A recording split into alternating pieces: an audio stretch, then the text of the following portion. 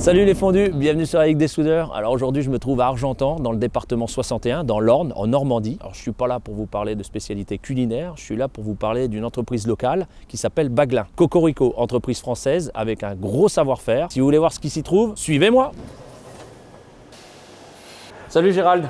Bonjour Christophe. Comment tu vas? Très bien. Depuis 1989, on est spécialisé dans tout ce qui est réparation de pièces mécaniques avec le procédé de recharge. Donc on rajoute du métal avec du TIG, du laser, du MIG également et dans certains cas du plasma. Du coup Gérald, là par exemple, il y a une pièce qui vient d'arriver là. Oui, la prise en main est faite par un technicien, là c'était Rodolphe. Et donc là on va dire la traçabilité FT est ouverte. Et les délais sont directement négociés avec le client, donc là c'est urgent. Donc là il y a le rechargement des points d'injection et donc c'est usé parce que à force que la matière passe à l'intérieur, eh bien donc le diamètre devient non conforme. Ouais, donc en clair, là le client il emmène la pièce. Oui. Comme il y a un degré d'urgence absolu, Oui. Rodolphe va prendre la pièce, Oui. il va la faire, le client attend, il repart avec. Exactement. Là on a un atelier de 600 mètres carrés plus 100 mètres carrés de bureau. Ça fait déjà un bel atelier. Et voilà, on est équipé avec un pont qui peut décharger 4 tonnes actuellement. Et donc on a différentes zones, soudure laser, soudure TIG et tout ce qui est usinage. Faites attention aux consignes de sécurité. Ok. Donc on va commencer par un poste de soudure laser.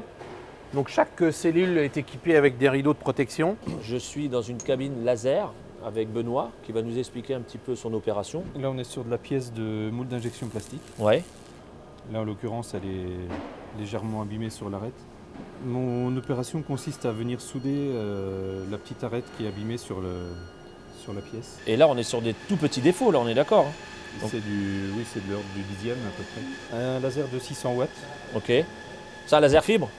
un laser fibre. Ok. On est sur une puissance, comme dit Benoît, de 600 watts. On utilise un gaz protecteur qui est de l'argon, c'est un laser fibre.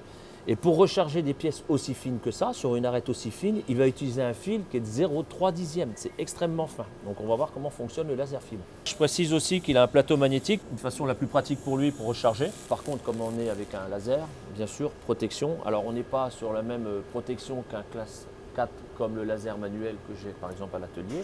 Mais pour autant, il faut évidemment des protections oculaires. Après, c'est pas... C'est parti.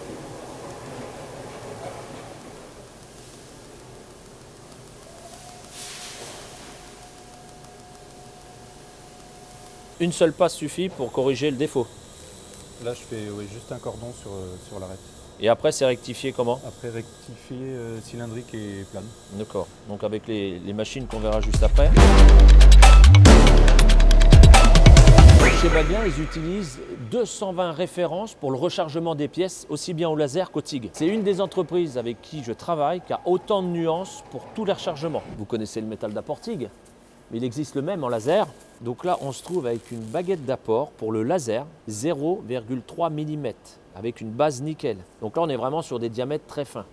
Donc là, je me trouve au poste de travail de Rodolphe, au TIG. Il va recharger la pièce au TIG. Donc là, Rodolphe est en train de mettre un deuxième mano, donc pour une deuxième bouteille, pour faire une protection en verre. Donc il va faire la protection en droit avec la buse, mais il va aussi renvoyer du gaz à l'intérieur pour protéger les parties intérieures de la pièce à recharger. Rodolphe, il va souder avec une pédale. Le fait d'utiliser une pédale, ça permet justement de réguler un petit peu l'intensité, chose qu'on ne peut pas faire à la gâchette ou simplement au bouton au niveau de la torche. La petite minute, le saviez-vous les fondus, le Castolin, donc le post-TIG qu'utilise Rodolphe, le Castotic 2202, à l'intérieur, c'est du Fronius, parce qu'à une époque, Castolin était associé directement avec Fronius pour faire des générateurs à souder. Donc on a 4 points d'injection pour injecter le plastique dans le moule. Le but c'est de refaire les points d'injection qui sont usés ou abîmés. Et donc là on a agrandi les trous, on va les reboucher en soudure pour qu'après le client puisse faire l'usinage, refaire des points d'injection neufs, avec un apport plus dur qui résiste mieux à l'acier de base. Et Rodolphe, c'est quoi la nuance de ton métal d'apport? Là on va mettre un Z38 sur cette plaque. C'est parti. Donc là, les fondus, l'avantage, c'est que le client emmène la pièce. S'il a un degré d'urgence absolu, ils sont capables de lui ressusciter dans la journée.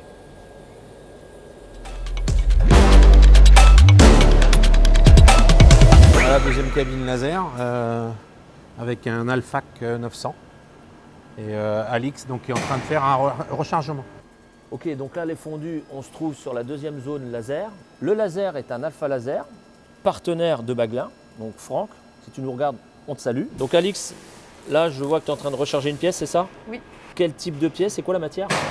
C'est une pièce alu pour l'aéronautique. Et pourquoi tu recharges la pièce finalement? Pour éviter qu'elle soit mise à la poubelle, car en usinage ils sont venus trop loin. Et du coup je recharge pour refaire la forme. Ah d'accord, donc en fait en clair, il y a eu un défaut d'usinage, Ouais. ça a creusé la pièce, C'est ça. et toi derrière tu la recharges pour éviter que la pièce soit mise en rebut quoi. C'est ça. Donc là, les fondus, Alix est en train de refaire un rechargement passe par passe. Pourquoi on utilise un laser plutôt qu'un procédé TIG? Sur ce genre de pièce, c'est surtout pour éviter la déformation du trou, vu qu'il y a une base d'usinage qui est déjà bonne, et ça évite de déformer la matière. D'accord. Regarde, et en fait, là, une fois que tu as un coup de brosse, franchement, c'est top. Hein.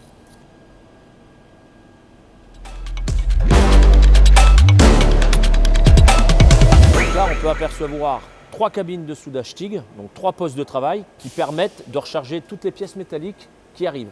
Donc là, on a également l'arasage de soudure dans le domaine médical principalement, où on va reprendre les soudures avec différentes machines afin de donner un état de surface qui permet d'éliminer tout ce qui est NAM, ni un microbe.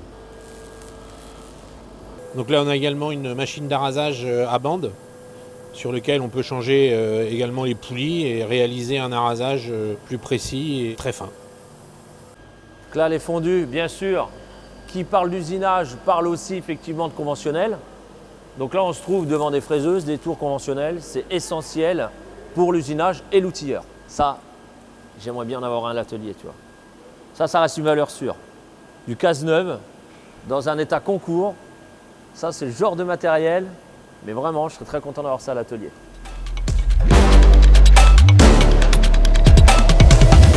Actuellement, Benoît est en train de mettre en place un plan 3D pour pouvoir l'usiner juste derrière. Ils sont en train de réaliser une forme pour obtenir une électrode pour l'électro-érosion qu'on va voir juste après. Là, les fondus, on se trouve sur la partie usinage, donc 2 machines usinage, 3 et 5 axes.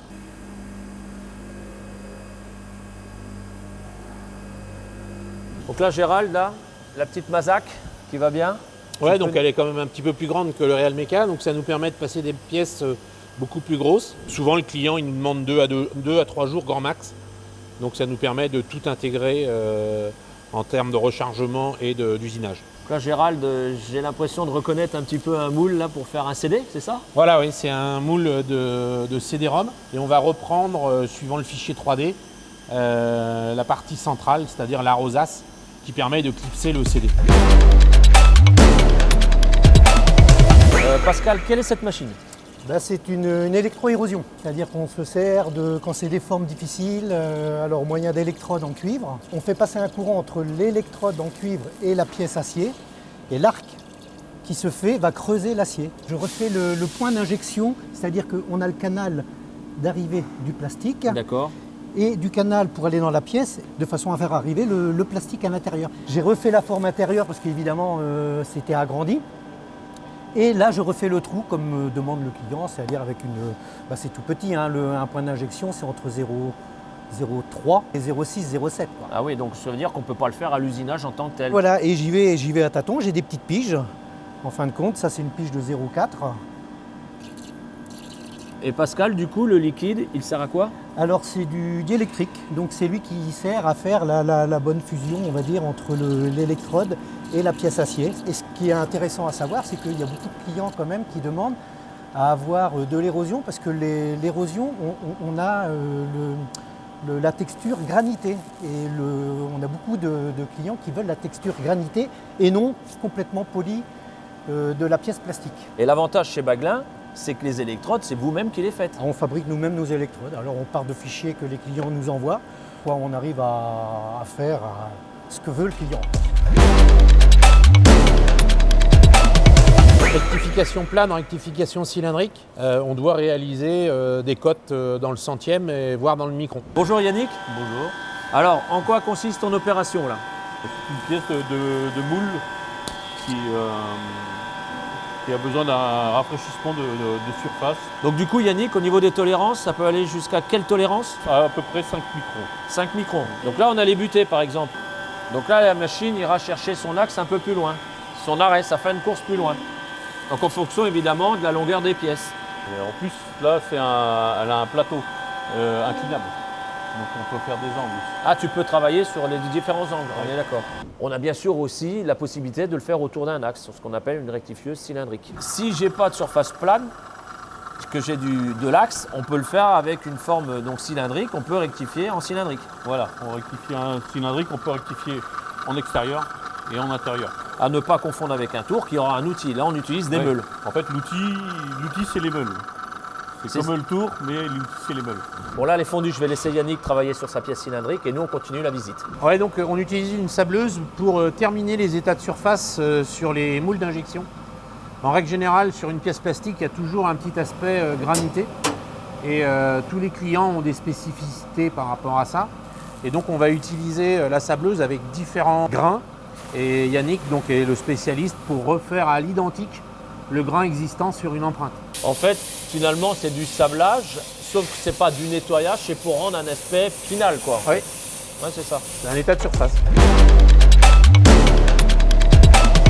Donc, dans la maintenance premier niveau des moules d'injection et autres pièces, il y a souvent des opérations de nettoyage. Donc on utilise une machine à ultrasons. Donc là, on a deux bacs indépendants, quoi. Oui, deux bacs. Un premier bac lessiviel, dans lequel on met un produit bien spécifique pour dégraisser, laver, éliminer. Et ensuite un bain de rinçage pour éviter qu'il y ait, on va dire, une corrosion suite au bain lessiviel. Donc on s'est équipé dernièrement d'une machine électro-érosion automatique. C'est-à-dire qu'on peut programmer différentes électrodes qui sont présentes dans le chargeur en fonction des zones à usiner sur les empreintes de moule. Et ensuite, la machine, de manière automatique, va aller chercher son électrode, se positionner, réaliser l'enfonçage et ensuite aller chercher une nouvelle électrode et terminer l'usinage. Faire un diamètre, on va descendre droit, mais on n'aura pas vraiment un diamètre parfait. Ouais, d'accord. Parce Alors, qu'elle, elle peut le faire. elle va faire le diamètre parfait. Elle va aller chercher tous ces points. Ouais. D'accord. Donc déjà, la différence avec une machine comme ça, c'est qu'elle fait des formes spécifiques et elle travaille en toute autonomie. C'est-à-dire qu'on la programme, on la lance, elle fait le travail, on récupère la pièce. Bon, là, les fondus, on va aller voir les ajusteurs. Ce sont les maestros, les chirurgiens de la finition. Certaines pièces doivent être finies à la main. Donc là, on va venir polir à l'intérieur du moulant pour avoir une surface plus propre et plus brillante. Tout ça fait à la main, oui, à l'aide d'une petite machine. Donc effectivement, c'est une opération que Romain va réaliser à la main. Pourquoi? Parce que c'est une pièce, il n'y en a qu'une, donc il est plus rapide de le faire à la main que si on le faisait par une machine. Donc là, les fondus, il met de la pâte pour polir. Sans cette pâte, on n'aurait pas le rendu de polissage.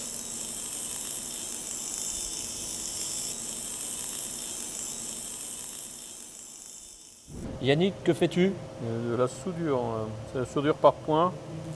Ça, c'est super intéressant. Je ne savais pas que tu faisais de la soudure par point froid, en fait. Genre, on dirait des joints toriques un peu. Oui, Voilà, c'est ça, oui, c'est tout à fait ça. Pour enlever le joint, tu le fais avec un outil et tu finis par émousser finalement ton outillage. Le but de Baglin, c'est de recharger les pièces pour que ça soit usage derrière. Voilà. Et par contre, il y a une autre machine à côté. A priori, c'est de l'ultrason, ça sert à quoi? C'est comme si tu limais, mais très très fin en Ouais, fait. c'est une lime qui va très très vite, qui ne bouge pas beaucoup, donc on peut être précis. Donc là, Yannick est en train d'utiliser une machine qui vibre par ultrason. C'est-à-dire que ça peut enlever un état de surface très fin qu'on ne peut pas faire manuellement avec une lime par exemple. Quelques pièces réalisées par la société Baglin, comme celle-ci, une pièce en titane. On vient souder en TIG, en atmosphère inerte, des picots. Cette pièce est destinée au milieu chirurgical, c'est une prothèse qui se monte directement sur la hanche. À savoir bien sûr que Système Well accompagne Baglin depuis 2017 sur tous les modes opératoires, donc les qualifications de mode opératoire, ce qu'on appelle un QMOS, qualification de soudeur, QS, et qualification d'opérateur soudeur, QOS, et aussi les cahiers de soudage. Autre exemple de gravage, du gravage fin et du gravage en profondeur. Par exemple ici, on a fait un moule qui représente un soldat de plomb, gravage profond, gravage de surface. Je ne suis pas un spécialiste, mais je m'aperçois qu'il y a un logo qui va être gravé avec un soudeur à côté. Donc ils font les deux, ils font du marquage et de la gravure profonde. En clair, le marquage, on peut l'estomper en faisant un coup d'abrasif, que la gravure, ça restera tout le temps. Alors là, on est obligé de fermer le... Tu mets des lunettes sinon. Ou alors il faut des lunettes. Ouais. Au résultat final, donc voilà, on arrive à ça. Celle-ci, intéressante. Une pièce en Inconel, forte teneur en nickel. Ici, on peut apercevoir qu'il y a eu un rechargement au laser. chose qu'on peut pratiquement pas faire avec un procédé manuel comme le TIG. Et on a même, j'avais pas vu à tel point que c'est fin, on a un rechargement sur la tranche. Là, on est sur une pièce spécifique, c'est une pièce qui permet de faire des empreintes sur des pièces plastiques. D'accord ? Pour obtenir un résultat comme celui-ci avec une multitude de picots, il faut faire une conception d'empreinte comme celle-ci pour l'électroérosion.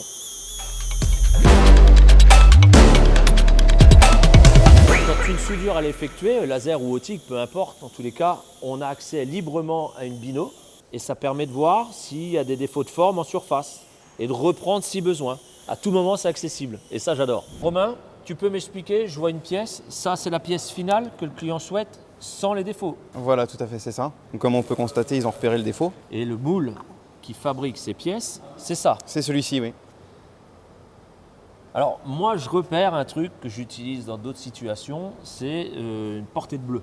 Tout à fait, oui. Donc le bleu va servir à venir vérifier où on porte et où on ne porte pas. En clair, là où il y a du bleu, ça touche. Tout à fait. Là où il n'y a pas de bleu, ça peut être... C'est limite, voilà. Et ça. c'est là qui fait le défaut, en Où fait. ça risque d'infiltrer, voilà, où le plastique risque d'infiltrer et donc d'effectuer une bavure, un défaut dans ce type-là. Et vous allez travailler dessus pour que le bleu soit réparti partout sur toute la pièce. Exactement, ouais. Deux choses à savoir chez Baglin. La première, c'est qu'ils ont tout pour contrôler la dureté des matériaux. Ils ont des essais de dureté.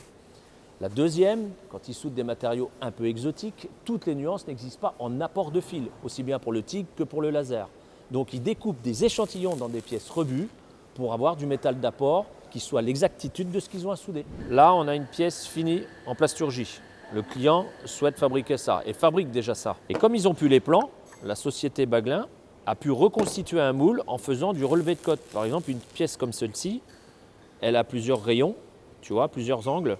Ils vont palper la pièce à plusieurs endroits.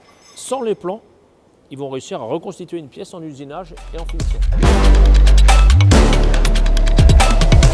Bon les fondus, la visite des établissements Baglin est maintenant terminée. J'espère que ça vous aura plu. En tous les cas, merci Gérald ainsi que ton équipe pour cette journée de tournage, c'était top. Merci également pour votre venue et nous avoir permis de montrer notre métier très particulier dans tout ce qui est sauvetage et réparation de pièces mécaniques de précision à l'aide des procédés de rechargement laser, TIG et également tous les process qui permettent de redonner vie aux pièces de la mécanique de précision. Ce qu'il faut retenir surtout, c'est que l'industrie française n'est pas morte. Bien au contraire, on a un savoir-faire en France qui est exceptionnel. Et je vous dis à bientôt pour une nouvelle vidéo. Ciao!